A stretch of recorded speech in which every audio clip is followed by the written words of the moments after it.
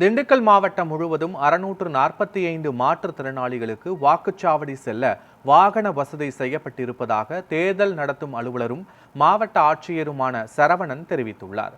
திண்டுக்கல் மாவட்டத்தில் 100% வாக்குப்பதிவை உறுதி செய்யும் நோக்கில் மாற்றுத்திறனாளிகளுக்கான சிறப்பு ஏற்பாடுகள் செய்யப்பட்டுள்ளன. இந்த நிலையில் 645 மாற்றுத்திறனாளிகள் வீடுகளில் இருந்து வாக்குச்சாவடிகளுக்கு செல்ல வாகன வசதி கோரியுள்ளனர். இவர்களுக்கு மாவட்ட நிர்வாகம் சார்பில் வாகனங்கள் ஏற்பாடு செய்யப்பட்டுள்ளது.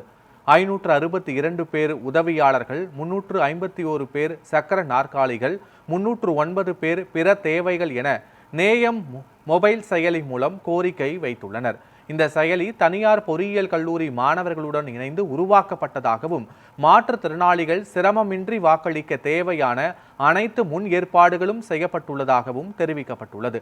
அனைத்து வாக்குச்சாவடிகளிலும் சக்கர நாற்காலிகள் தயார் நிலையில் வைக்கப்பட்டுள்ளதுடன் குள்ளமான மாற்றுத்திறனாளிகளுக்காக பிரத்யேக பலகைகளும் அமைக்கப்பட்டுள்ளதாகவும் தெரிவித்தனர்.